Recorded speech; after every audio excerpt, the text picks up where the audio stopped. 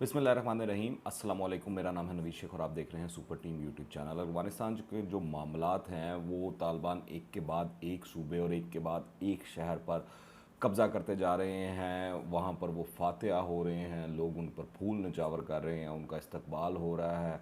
मुख्तलिफ़ जेलों से जो उनके कैदी हैं साबिक, जो उन जेलों में मौजूद हैं, साथी हैं, उनको वो रिहा करवा रहे हैं। मुख्तलिफ़ एयरपोर्ट्स पर वो कब्ज़े कर रहे हैं। इसके अलावा यहाँ तक भी बात नहीं रुकती। तालिबान इवन दैन के जो अफ़गान हुकूमत के स्ट्रॉन्ग होल्ड के इलाके हैं, उन इलाकों के अंदर भी अपने लोगों की तरफ से, अपने हमदर्दों की मदद से कार्रवाइयाँ कर रहे हैं। जैसे गुज़िश्ता कई दिनों से ये खबरें आ रही हैं कि जो तालिबान हुकूमत के हमायती हैं, अफ़गान हुकूमत के हमायती हैं, उनकी असैसिनेशन अटैम्प्ट्स हो रही हैं, असैसिनेट किया जा रहा है।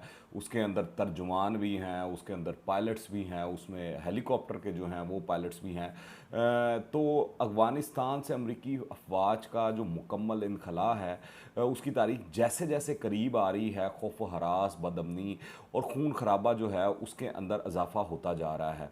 दोनों बड़े फरीक, अमेरिका और दूसरा जो तालिबान है, बिगड़ती हुई सूरत हाल का ज़िम्मेदार एक दूसरे को करार दे रहे हैं, एक दूसरे पर मलबा डाल रहे हैं। जबकि जो अशरफ गनी की सुकड़ती हुई हुकूमत है वो बेबसी से आने वाले तूफ़ान का इंतज़ार कर रही है। अच्छा, दूसरा ये है कि जिस तरह तालिबान को मुख्तलिफ़ इलाकों के अंदर अफ़गानिस्तान के पजीराई मिल रही है और जिस तरह वो आगे बढ़ते जा रहे हैं बगैर किसी एयर सपोर्ट के और दूसरी चीज़ों की मदद के, उसने अलबत्ता मोदी, अशरफ गनी और जो बाइडन, इन तीनों के जो हैं वो रोंगटे ज़रूर खड़े कर दिए हैं और इन तीनों को परेशान ज़रूर कर दिया है। और ये दिखाई देना भी शुरू हो चुका है। जो बयानात आ रहे हैं, जो चीज़ें आ रही हैं अफ़गानिस्तान में, अगर आप बात करें कि तालिबान की तेज़ रफ्तार पेशकदमी जो है वो ज़ाहिर करती है कि मुल्क पर उनके कंट्रोल की राह में अब कोई काबिल लिहाज रुकावट जो है फ़िलहाल वो दिखाई नहीं दे रही, नज़र नहीं आ रही। रोज़ बरोज़ लड़ाई का जो सिलसिला है वो तेज़ होता जा रहा है। तालिबान ने नमरूज़ के बाद अब दूसरे अफ़गान सूबे जौज़ान के मरकज़ी शहर जो है शब्बरगान पर भी कब्ज़ा कर लिया। ये शब्बरगान वही इलाका है जहाँ पे अब्दुल रशीद दोस्तम जो है उनका ये आबाई इलाका है। और जो इस सूबे के गवर्नर हैं उन्होंने बताया कि सरकारी फ़ौज जो है वो शहर से एयरपोर्ट की जानिब जो है वो पसपा हो गई है, जहाँ से वो ख़ुद को दिफा के लिए दोबारा से तैयार कर रहे हैं। तालिबान ने शब्बर खान की जेल जो है वहाँ से भी अपने सैकड़ों कैदियों को रिहा करवा लिया है। अब्दुल रशीद दोस्तम जो कि इस वक्त काबुल में मुकीम है, इनके मावनीन के मुताबिक उन्होंने सदर अशरफ गनी से मुलाकात की है ताकि शब्बरगान में मज़ीद फ़ौजी कमक जो है वो भिजवाई जा सके, और इन्हें कायल करने की उन्होंने कोशिश की है। और इनकी पार्टी के जो तर्जमान हैं उन्होंने बताया कि हमने हुकूमत से 500 कमांडोज़ जो हैं वो तैनात करने का मुतालबा किया ताकि शहर का जो कब्ज़ा है वो तालिबान से छुड़ा सके।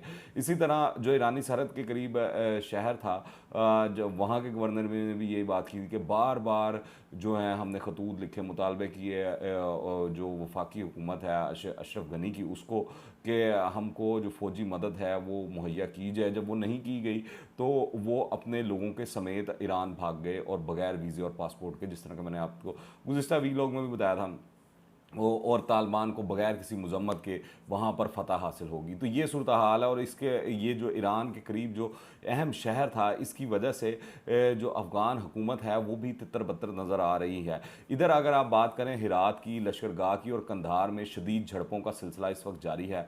सूबा कंदूज़ के दारुल हुकूमत जो है कंदूज़, उसके ऊपर भी तालिबान ने चढ़ाई कर दी है, वहाँ पर भी दाखिल हो चुके हैं और उन्होंने शहर के मुतअद्दिद इलाकों पर कब्ज़ा भी हासिल कर लिया है। जेल और पुलिस हेडक्वार्टर्स के करीब इस वक्त कंदूज के अंदर शदीद झड़पें जारी हैं। सूबा नमरूज़ के दारुल हुकूमत जरंज में तालिबान का खैर मकदम किया गया है।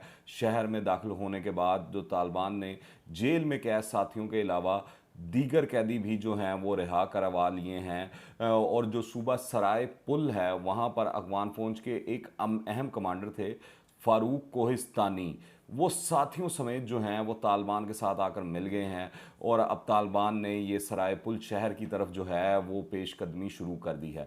इधर अफगान मीडिया के मुताबिक जो है सदर जो बाइडन ने तालिबान के 3 अहम शहरों पर पेशकदमी रोकने के लिए B-50 टू तैयारों और AC-130 गन शिप और ड्रोन तैयारों से बमबारी का हुक्म दे दिया है, जिसके बाद शबरगान और जरंज में तालिबान पर B-52 तैयारे से बमबारी भी की गई। अफगान हुकाम के मुताबिक शबरगान में तो 200 के करीब जो तालिबान हैं वो हलाक भी हो चुके हैं, जबकि रूसी मीडिया ने दावा किया है कि ये जो तैयारे फ्लाई करके आए ये कतर से आए हैं और अफगानिस्तान में आकर इन्होंने तालिबान के मुख्तलिफ ठिकानों पर बमबारी की है। तो ये रिपोर्ट हो चुकी है चीज़, अब ये नहीं पता कि ये फ्लाई करके वाकई तक कतर से आए हैं या नहीं आए। अलबत्ता रूसी मीडिया जो है वो ये दावा कर रहा है। दूसरी जानिब सिक्योरिटी की संगीन सूरत हाल के जो पेश नज़र है, अमरीका और बरतानिया उसने अपने शहरियों को कह दिया कि वो फौरी तौर पर अफगानिस्तान छोड़ दे। अगर किसी के पास टिकट के पैसे नहीं है तो ये अमरीका ने यहाँ तक भी ऑफर करवाई है कि वो टिकट के पैसे हुकूमती फंड या वो अमरीकी रियासत देगी। तो अगर कोई अफगानिस्तान से निकलना चाहता है अमरीकी शहरी तो वो फ़ौरन निकल जाए। फिर सिक्योरिटी कौंसिल इजलास हुआ, उसकी बात करें तो वहाँ पर इस तरह लगा कि ये पूरा इजलास जो था ये पाकिस्तान के ख़िलाफ़ बुलाया गया था, पाकिस्तान को क्रिटिसाइज़ करना था, पाकिस्तान के ख़िलाफ़ लॉबिंग करनी थी।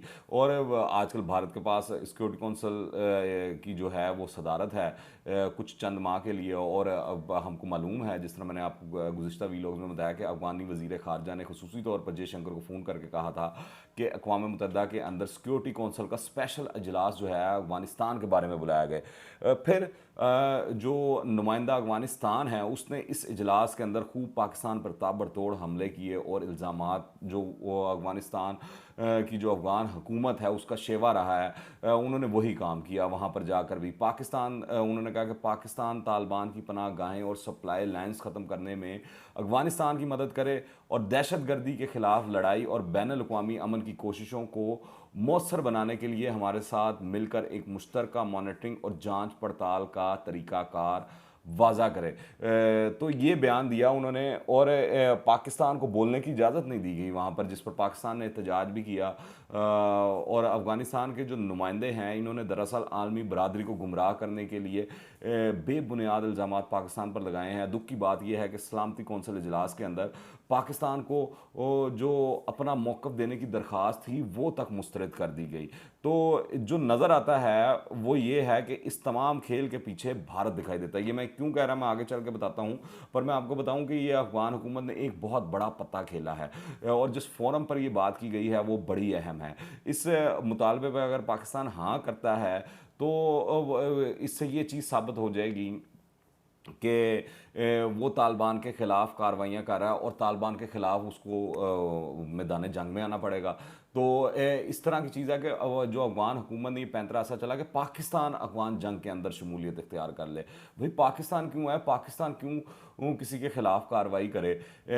अफ़गान हुकूमत ने कार्रवाई करनी है, अफ़गान फोर्सेस ने कार्रवाई करनी है। जो इत्तेहादी फोर्सेस हैं भारत जाए, जाके उसकी फ़ौज जाए वहाँ पर कार्रवाई करे, भारत के फ़ज़ाइया जाए तालिबान के ख़िलाफ़ कार्रवाई करे। ये मुतालबा जो है समझ से बाहर है। अच्छा, ये बेसिकली उन्होंने ये किया कि इसके अगर पाकिस्तान हाँ करता है या कोई भी बात करता है इस हवाले से तो दरार पैदा की जा सकती है इस हवाले से कि तालिबान जो है, जो अब तक ये मौक़िफ़ अपनाए हुए हैं कि जो TTP है उसको काम नहीं करने दिया जाएगा पाकिस्तान के ख़िलाफ़। अब वो TTP जो है उसका रुख फिर पाकिस्तान की तरफ मुतवक्के हो सकता है और वो कार्रवाइयाँ हो सकती हैं। तो इस चीज़ को देखने की ज़रूरत है। और दूसरा, अगर पाकिस्तान इस तमाम मामले पर कहता है कि पाकिस्तान नहीं कार्रवाई कर रहा और पाकिस्तान का जो है वो ये नहीं करता, तो आप देख सकते हैं कि इंटरनेशनल जो प्रेशर है उसका पाकिस्तान को सामना करना पड़ेगा। इस साजिश के पीछे मैं इसलिए कह रहा था कि भारतीय हाथ जो है वो कार फार्मा लगता है। पहले भी अगर आप देखें, भारत ने पाकिस्तान के सरहद के करीब जो ये इलाके हैं जिनमें हरात है, कंधार है, जलालाबाद है और मज़ार शरीफ है, यहाँ पर अपने कौंसल खाने कायम किए हुए थे। हालांकि इन शहरों में चंद सौ भारतीय भी मुकीम नहीं थे। मकसद सिर्फ और सिर्फ एक था कि पाकिस्तान में बदअमनी पैदा की जाए, सोरिश बर्पा की जाए और जो ये नॉन स्टेट एक्टर्स हैं इनको पाकिस्तान के ख़िलाफ़ इस्तेमाल किया जाए अफगानिस्तान की सरजमीन पर बैठ के। अब भारत यही कोई ना कोई रास्ता पैदा करना चाह रहा, कोई ना कोई चीज़ पैदा करना चाह रहा है अफ़गान हुकूमत से इस तरह के बयानात दिलवा कर। और आप देखें, अफ़गान हुकूमत के इतने बयानात तालिबान के ख़िलाफ़ नहीं आ रहे जितने पाकिस्तान के ख़िलाफ़ आए हैं गुज़िश्ता चंद दिनों में। अब्दुल्ला हों और अशरफ गनी, दोनों का जो झुकाव है वाज़ह तौर पर भारत की तरफ दिखाई देता है। ये एक बड़ी पेचीदा सूरत हाल है जिसका इस वक्त पाकिस्तान को सामना है। अफ़गान हुकूमत और भारत मुसलसल प्रोपेगेंडे में मसरूफ़ हैं कि पाकिस्तान अफ़गान तालिबान की हमायत कर रहा है। हालांकि पाकिस्तान कैटेगोरिकली कह चुका है कि अफ़गानिस्तान के अंदर जो अफ़गानी तय करेंगे वो पाकिस्तान अफ़गानी अवाम के साथ खड़ा है, जिसको वो लेकर आएंगे उनके साथ खड़ा है।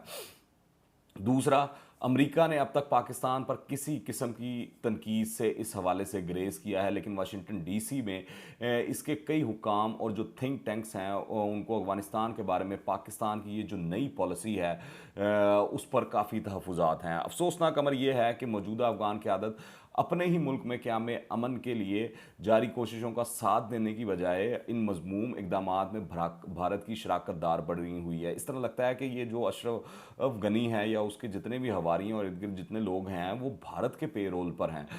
पाकिस्तान पर अफ़गान हुकूमत को नुकसान पहुँचाने के हवाले से अफ़गान सदर अशरफ गनी और इनके जो सीनियर अहदेदारों की जानिब से इल्ज़ाम तराशी अफ़गान हुकूमत में पाई जाने वाली गहरी मायूसी की इस वक्त निशानदही भी करता है। पर इन साजिशों से पाकिस्तान को बच कर रहना है। पाकिस्तान को अगर होशियार है तो मज़ीद चौकन्ना होना पड़ेगा, मज़ीद आंखें खुली रखनी होंगी कि उसके इर्द गिर्द भारत किस तरह साजिशें बुन रहा है और अफ़गान हुकूमत के थ्रू हम पर क्या इल्ज़ामात लगाए जा रहे हैं। आलमी जो फोरम्स हैं उस पर पाकिस्तान को बदनाम करने की कोशिश की जा रही है। पाकिस्तान पर एक जानिब FATF वाला मामला हो या ये जो अब जो नई पेशरफ्त है अफ़गानिस्तान में उसके बाद से जो अफ़गान हुकूमत के मुसलसल और मुतवातर जो पाकिस्तान मुखालिफ बयानात आ रहे हैं, इसके पीछे एक ही का हाथ जो है वो कार फार्मा है और उसका नाम है भारत। आप क्या राय रखते हैं नीचे कमेंट्स में लाजमी बताइएगा। अगर आपने अभी तक इस चैनल को सब्सक्राइब नहीं किया तो इस चैनल को सब्सक्राइब करें, बेल आइकन को प्रेस करें ताकि ताज़ा तीन अपडेट्स और नई वीडियोज़ आपको बर वक्त मिलती रहे। अगर वीडियो पसंद आए तो लाइक करें और ज़्यादा से ज़्यादा शेयर कीजिएगा। दुआ में याद रखें। अंटिल द नेक्स्ट टाइम, अल्लाह हाफ़िज़।